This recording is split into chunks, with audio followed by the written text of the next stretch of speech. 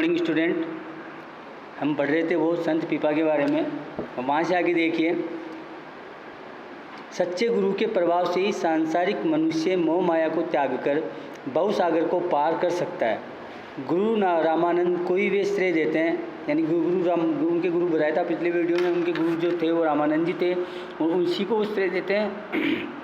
उसी के बारे में बताते हैं जिन्होंने पीपा को लोहे से स्वर्ण में परिवर्तित कर दिया था। यानी पीपा पहले क्या था, लोहा थे, इसको उन्होंने किस में चेंज कर दिया, सोने में।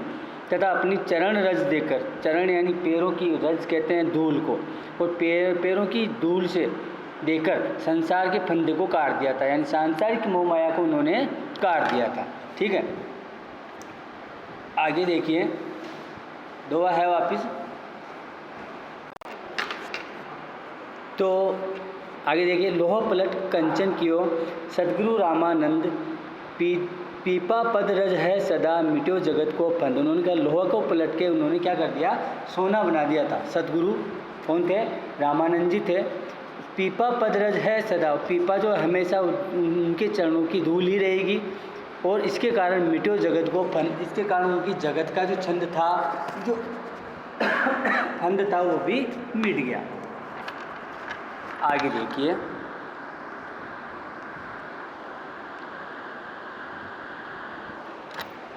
पीपा की मान्यता थी कि समाज में कोई छोटा बड़ा नहीं है, यानी समाज में कोई छोटा बड़ा नहीं है, सभी एक ही ईश्वर के बंदे हैं, एक ही ईश्वर के संतान हैं हम सब। कोई बड़ा नहीं है, कोई छोटा नहीं है, कोई जातिगत भेदभाव नहीं है। ईश्वर के सामने सभी जीव समान हैं, सभी जीव समान है ईश्वर के लिए। तो इसके लिए जाति तो फिर यहाँ पे आने के बाद में जाति बना दी जाती है, ये क्षत्रिय है, ये वैश्य है, ये शूद्र है, ये ब्राह्मण है, अलग अलग जो 4 प्रकार की जातियाँ मुख्य हैं, फिर इनमें बहुत सारी शाखाएँ होती है। ठीक है, परम पिता परमात्मा अपनी संतान में कभी भेदभाव नहीं करता। उसकी दृष्टि में कोई ब्राह्मण और कोई शूद्र नहीं है। उसकी दृष्टि में न तो कोई ब्राह्मण है, नहीं कोई शूद्र है, कोई सेवक है। इसलिए उन्होंने कहा कि एके मार्ग ते सब आया, एके मार्ग जाय, एको माता पिता सभी के, विप्र शूद्र कोई ना आए। एक मार्ग से सब आए हुए हैं और एक ही मार्ग से सब जाएंगे। ठीक है ना, कहने का तात्पर्य हम एक ही मार्ग, ईश्वर की संतान है, ईश्वर ने हमें यहाँ सर्वश्रेष्ठ कृत्य के रूप में भेजा है, तो एक ही मार्ग से हम आए हैं और एक ही मार्ग के द्वारा हम यहाँ से जाएंगे। एक को माता पिता, और हमारे सबके माता पिता ही एक है, यानी हम सब ईश्वर की संतान हैं। कोई विप्र यानी ब्राह्मण और कोई शूद्र यानी कोई भी शूद्र नहीं है, कोई भी छोटा नहीं है। पीपा जी के इन्हीं उपदेशों के प्रभाव से कृष्ण की अनन्य भक्त मीराबाई भी प्रभावित हुई थी। कृष्ण की अनन्य भक्त मीराबाई जानते ही हैं आप लोग, पढ़े भी थे हम, वो भी बहुत ज़्यादा प्रभावित हुई थी उनसे। पीपा के भक्तिभाव और समर्पण से ही प्रभावित होकर वे उनसे मिलने भी पहुंची थी, उनसे मिलने गई थी वो। मीरा ने अपनी पदावली में पीपा से अपने मिलने का संकेत भी दिया है, और पीपा से मिलने का संकेत भी दिया है अपनी पदावली में। क्या कहते हैं वो, पीपा को प्रभु परचो दीनो दियो रे खजानो पूरी। पीपा को प्रभु परचो दीनो, पीपा जी को जो है प्रभु ने अपना पर्चा दिया, और प्रभु का ऐसा पर्चा मिला कि उनका दीनो दियो रे खजानो पूरी, उनका पूरा खजाना ही पूर दिया, यानी उनका पूरा खजाना ही भर गया। तो पर्चे का मतलब यहाँ पे होता है प्रभु ने उनको इस प्रकार से मार्ग दिखाया, ऐसा रास्ता दिखाया कि उनकी जितनी भी प्रकार की जो सांसारिक मोह माया जो समस्याएं थी वो पूरी हो गई। तो ये किसी ने दिया था पर्चा, प्रभु ने दिया था। पीपा ने अपनी भक्ति भावना द्वारा समाज के उपेक्षित वर्ग के हृदय में आत्मविश्वास, आत्मनिर्भरता, हिम्मत, दृढ़ निश्चय जागृत करते हुए समाज के रूढ़ि बंधनों को तोड़ने की चेतना का भाव जगाया। ये इसको इम्पोर्टेंट कर लेना। पीपा ने अपनी भक्ति भावना के माध्यम से समाज का जो उपेक्षित वर्ग है, जिसकी उपेक्षा की जाती है, जिसको थोड़ा सा नीचा माना जाता है, ठीक है, उनके हृदय में आत्मविश्वास, उनका कॉन्फिडेंस, आत्मनिर्भरता, हिम्मत, दृढ़ निश्चय जागृत करते हुए समाज के रूढ़ि बंधनों को तोड़ने की भावना में, समाज में जो रूढ़ि बंधन है, ये पुराने बंधन है, उसकी चेतना का भाव उन्होंने जगाया।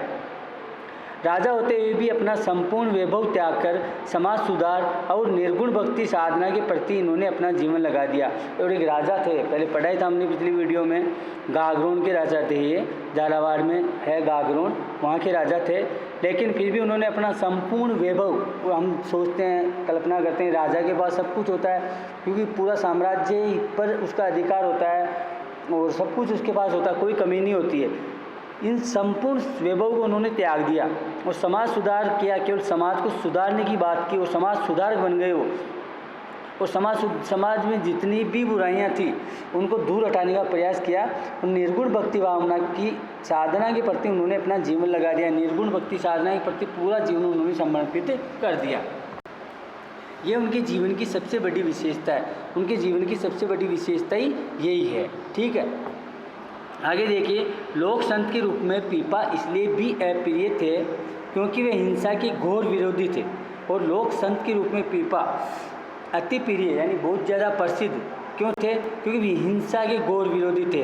यानी हिंसा, अब हिंसा का मतलब कोई सी भी हिंसा, लड़ाई झगड़े हैं, गालियाँ निकालना है या मांस भक्षण है, जो अमुक जानवर होते हैं उनकी बलि देना है, बाह्य आडंबरों के रूप में बलि दी जाती है जानवरों की, इस सब की वो सर्वथा निंदा करते हैं। मांसाहार को वे वर्जित मानते हैं और मांसाहार को तो वे हमेशा से ही वर्जित मानते हैं, यानी उसको तो वे गलत ही मानते हैं। तो देखो कैसे उन्होंने गलत माना है। उन्होंने कहा है जीव मार जीवन करे, खाता करे बखान, पीपा पर्थक देख ले थाली माई मसान। जीव मारते हैं, जीव को मारते हैं और उसका जीवन करते हैं और खाता करे बखान, और खाते समय उसका बखान करते हैं तो कितना अच्छा है, ये है वो है करते हैं। जो भी खाते हैं जीवों को वो उसके बखान ही करेंगे। ठीक है, उसकी बुराई क्यों करेंगे? क्योंकि उनको तो खाना शौक है, पसंद है उनको। ठीक है, और पीपा पर्थक देख ले, पीपा ने कहा एक फिर कि पर्थक देख ले, एक बार पर्थक यानी अलग होकर नीचे देख एक बार, थाली माई मसान, तेरी थाली में क्या पड़ा हुआ है? मसान पड़ा हुआ है। मसान यानी शमशान पड़ा हुआ है, तो जहाँ पे जीव जंतु मरते हैं और वो दूसरों के का भोजन बनते हैं। तो तेरी जो थाली है ये भी एक तरह से मसान के समान है, शमशान भूमि के ही समान है। संत पीपा ने इसी प्रकार उपदेश करते हुए भ्रमण किया। जहाँ जहाँ वे जाते उनके भक्तों और अनुयायियों की संख्या बढ़ती जाती। जहाँ भी गए उनके भक्त बढ़ते गए, अनुयायी बढ़ते गए। जिस किसी को भी पता चलता कि पीपा राजगद्दी त्याग कर भक्त बने तो भीड़ की भीड़ उनके दर्शन करने के लिए आ जाती। क्योंकि ये बहुत बड़ी बात थी कि उन्होंने राजगद्दी त्यागी है। अगर सामान्य आदमी, सामान्य जनता, अगर कोई साधु सन्यासी बनता है, प्रवचन देता है, तो बाकी जो जनता होती है वो उतना इंटरेस्ट नहीं लेती है। लेकिन एक राजा होकर राजगद्दी त्यागना और उसके बाद में संत बनना, तो सीधी सी बात है, भीड़ तो आएगी दर्शन करने के लिए। भाई ये किस प्रकार का व्यक्ति है, उसको देखें तो सही, उसको सुने तो सही। ठीक है, बड़े बड़े राजा, नवाब, धनिक आदि उनके उपदेश सुनते थे। बड़े बड़े राजा, बड़े बड़े नवाब, बड़े बड़े पैसों वाले उनके उपदेश सुनते। पीपा जी की निर्गुण निराकार ब्रह्म का उपदेश देते और मूर्ति पूजा का खंडन करते। जहाँ भी जाते हुए निर्गुण निराकार ब्रह्म का उपदेश देते कि भगवान का कोई आकार नहीं है, वो निर्गुण है, निराकार है, केवल स्मरण करो आप इनका, ना राम नाम का स्मरण ही काफ़ी है। कोई से भी भगवान को मानते हो उनका स्मरण ही काफ़ी है। और स्मरण करते हुए ध्यान रखो कि आप दूसरों के साथ जो कर रहे हो क्या वो सही है या गलत है, और जो भी बाहें आडंबर वगैरह है इनको हटाओ, तो अपने आप ही वो भी सुधारक बन सकता है। पीपा जी मूर्ति पूजा का खंडन करते हैं, हमेशा मूर्ति पूजा का भी वो खंडन करते हैं, यानी वो मूर्ति पूजा को भी गलत मानते हैं। राजस्थान के लोक संत पीपा का जीवन चरित्र भारतीय समाज सुधारकों के लिए अद्भुत और अनुपम है। उनका चरित्र हमारे समाज सुधारों के लिए देखने योग्य है। बहुत सारे सन्यासी बने, उनके जो है अनुयायी बने। यही कारण है कि उनकी कर्मशीलता और भक्ति निष्ठता लोकवाणी का विषय भी बनी। वर्तमान में भी संत पीपा राजधानी लोकगीतों में भी विराजमान है।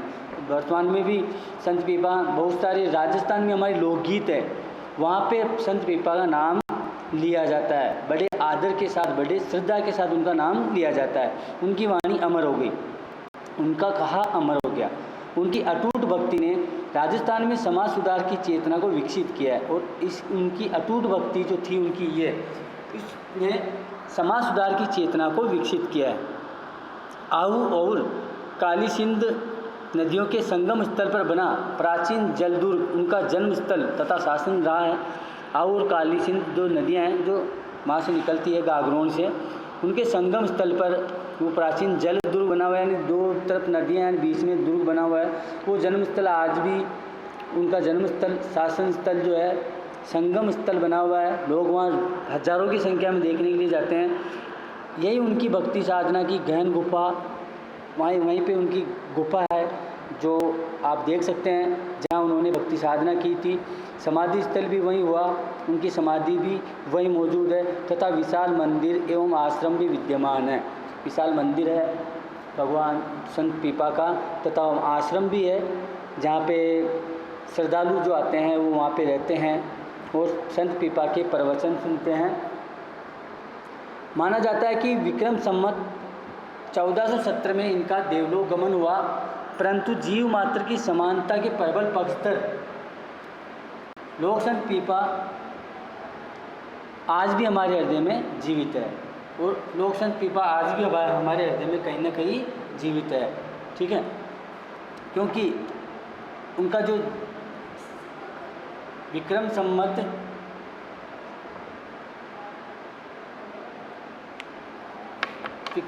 1417 में उनका देवलोक गमन हुआ और आज भी वो जीव मात्र की समानता के प्रबल पक्षधर है और लोक संत पीपा आज भी हमारे हृदय में विराजमान है। ठीक है, तो ये तो संकलित पाठ था बच्चों। तो इसमें जो था हमने उनका जन्म मृत्यु संत पीपा की जन्म जो है पीछे आया है और मृत्यु तो मैं टिक करके बता दूं। मृत्यु जो है यहाँ पे है विक्रम संवत 1417 में ये देवलोक की ओर गमन हुए और आज भी हमारे हृदय में राजस्थानियों के हृदय में कहीं ना कहीं विराजमान है। तो पाठ का चैप्टर जब आप स्टार्ट करें तो उससे पहले संत पीपा का जन्म और उनका मृत्यु। जन्म कहाँ हुआ? गागरोन में हुआ। गागरोन कहाँ है? आहू और काली सिंध नदियों का संगम स्थल है, बीच में बना हुआ है, वहाँ पे उनका जन्म हुआ है। ठीक है, तो संत पीपा की कोई रचना ही नहीं है, इन्होंने बस जहाँ भी गए हैं केवल अपने प्रवचनों के माध्यम से समझाया लोगों को। ठीक है, अब आते हैं अभ्यास प्रश्न में। पीपा निम्नलिखित में से किस काव्यधारा से संबंधित है? कौन सी काव्यधारा से थे ये? इसका उत्तर है ख, संत काव्यधारा। ठीक है, पीपा ने किस कवि की भक्ति का अनुसरण किया था? किसकी किया था? कबीर की। ठीक है, पीपा से मिलने का संकेत किसने अपने काव्य में किया है? किसने किया है? वो पीपा से मिली थी, मीराबाई थी वो। ओके, उसके बाद में क्वेश्चन आंसर में आ जाइए। क्वेश्चन आंसर अति लघु जो है 1 2 3 4 पहला, दूसरा, तीसरा, चौथा चारों करने हैं।